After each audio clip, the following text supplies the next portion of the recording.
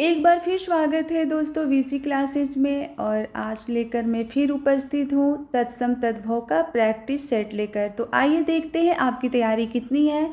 तो चलिए बढ़ते हैं अपने पहले प्रश्न की तरफ। पहला प्रश्न है कि निम्नलिखित में से तत्सम शब्द हैं। तो इसमें इसने तत्सम शब्द पूछा है, तो आपका आंसर होगा बी, यानी कि जो जीर्ण शब्द है वो आपका तत्सम शब्द है। तो इसका आप आंसर क्या करेंगे? बी करेंगे। इसका तद्भव शब्द दोस्तों होता है झीना।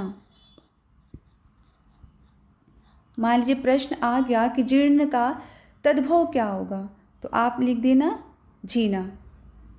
दही जो है ये भी तद्भव शब्द है और इसका तत्सम शब्द होगा दधी। और ग्राहक हो जाएगा गाहक का तत्सम शब्द। बढ़ते हैं अगले प्रश्न की तरफ। प्रश्न है अगहन का तत्सम रूप कौन सा है? तो दोस्तों यहाँ अगहन का तत्सम रूप होगा अग्रहायण। क्या होगा? अग्रहायण। ऑप्शन ए आपका सही आंसर है। यहाँ पर तत्सम शब्द पूछा गया है कि इसमें तत्सम शब्द कौन सा है। तो दोस्तों इसमें आपका तत्सम शब्द होगा ओष्ठ। यहाँ पर आपका उजला जो है तद्भव शब्द है, तो जिसका तत्सम शब्द क्या होगा? उज्ज्वल।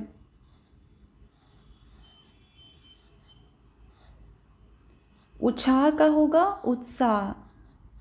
उत्साह आपका तद्भव शब्द है और उत्साह होगा तत्सम शब्द। उल्लू का होगा उलूक।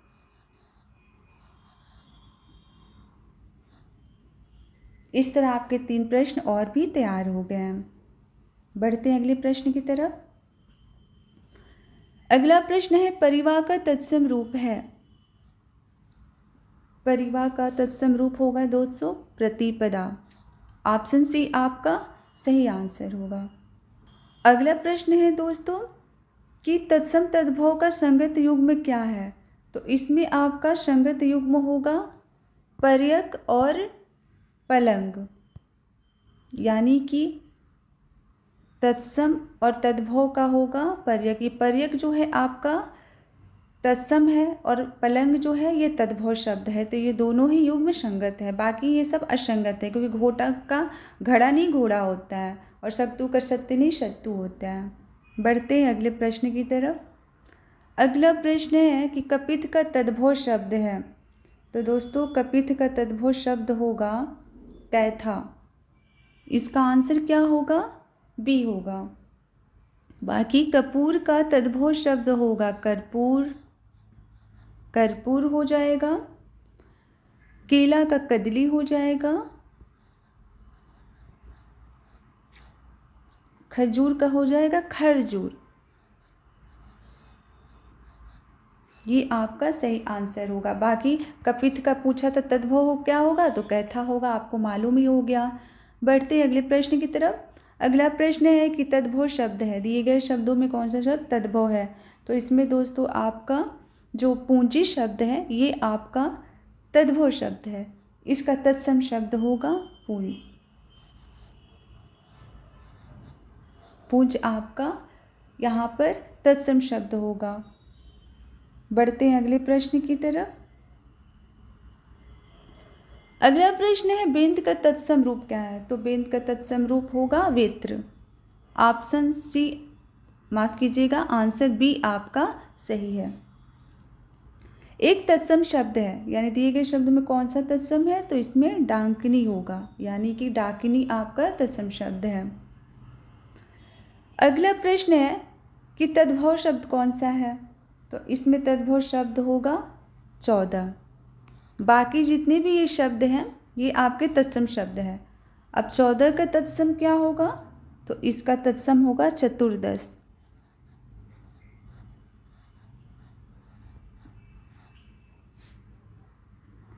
अगला प्रश्न है आभ्यंतर का तद्भव है। तो आभ्यंतर का तद्भव होगा भीतर, यानी ऑप्शन बी सही है। प्रश्न पूछ रहा है कि तत्सम शब्दों की जोड़ी नहीं है, यानी एक जो शब्द है वो तत्सम के शब्द का जोड़ी नहीं है। तो इसमें होगा दधि और भात, ये जो है जोड़ी नहीं है। कर्म और विद्या दोनों ही तत्सम शब्द है। मत्स्य मृग भी तत्सम है, ज्ञान और क्षेत्र भी तत्सम है।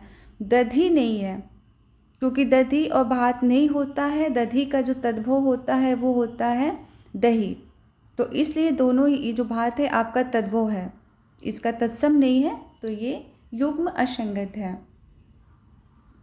अगला प्रश्न है तद्भव शब्द निर्दिष्ट कीजिए।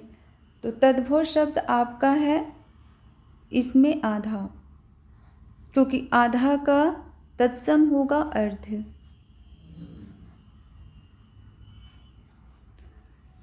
कूप का होगा कुआं, कूप का तद्भव क्या होगा? कुआं। अब यहाँ पर आपने समझ लिया कि तद्भव शब्द इसमें आधा होगा। प्रश्न है अगला कि दीठ शब्द का तत्सम रूप है। तो दोस्तों दीठ जो शब्द है इसका तत्सम रूप होगा धृष्ट। ऑप्शन बी इसका सही आंसर होगा। दीठी शब्द का तत्सम रूप है। दोस्तों ध्यान दीजिएगा, वहाँ पर आपका दीठ शब्द था और यहाँ पर आपका दीठी है, दोनों में काफ़ी ही अंतर है। वहाँ एक धृष्ट मनुष्य के बारे में बताया गया है जो दुष्ट होता है, और दीठी यानी कि दीठी का तत्सम रूप यहाँ पे क्या बताया है? तो दृष्टि होगा। दोस्तों दृष्टि ऐसे लिखा जाएगा।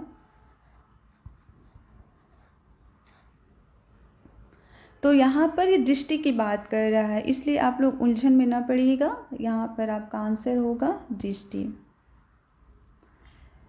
प्रिय का तद्भव शब्द है, तो प्रिय का तत्सम शब्द होगा पिया। अगला प्रश्न है तद्भव शब्द का चयन कीजिए। तो यहाँ पर तद्भव शब्द है निडर, इसका तत्सम क्या होगा? निर्भय होगा। अगला प्रश्न है कि पक्षी का तद्भव रूप है, तो पक्षी का तद्भव रूप होगा पंछी। ऑप्शन ए इसका सही है। इसमें पूछा है कि तद्भव, तत्सम और तद्भव के मेल की दृष्टि से शुद्ध युग्म कौन सा है? तो इसमें आपका सही होगा पृष्ठ और पन्ना। ये दोनों ही, पृष्ठ जो है आपका तत्सम है और पन्ना है ये है तद्भव। यहाँ पर ये सही नहीं है, क्योंकि हरिद्रा का हरिद्वार नहीं होता, हल्दी होते हैं। पर्यक का परख नहीं होता, पलंग हो जाएगा। और यहाँ पर चुल्ली का चूल्हा नहीं होता है, बल्कि चुल्ली होते हैं। सही वर्तनी ये रहेगी, तो चुल्ली होगा, इसकी जगह ये चुल्ली आएगा, तो इसका चूल्हा होता है। बढ़ते हैं अगले प्रश्न की तरफ। इसमें वही फिर प्रश्न है कि तत्सम तद्भव का जो युग्म है वो कौन सा त्रुटिपूर्ण है, यानी कि उसमें सही पूछा था और इसमें कौन सा जो है वह सही नहीं है। तो दोस्तों इसमें कपाट और कपड़ा सही नहीं है, क्योंकि कपाट का आपका कपड़ा नहीं होता है, किवाड़ होता है।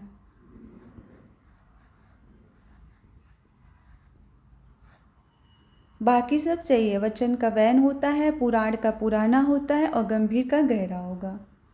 तो ये रहे आपके 20 प्रश्न, और मैं आशा करती हूँ कि आपकी तैयारी अच्छी चल रही होगी। इस अभ्यास से आपकी तैयारी बहुत ही अच्छी हो जाएगी दोस्तों, क्योंकि परीक्षा बहुत ही पास है। तो ऐसे ही आप तैयारी करते रहिए, अभ्यास करते रहिए, आपकी जो सारी तैयारी है बहुत अच्छे से होगी। तो मिलते हैं फिर अगली क्लास में।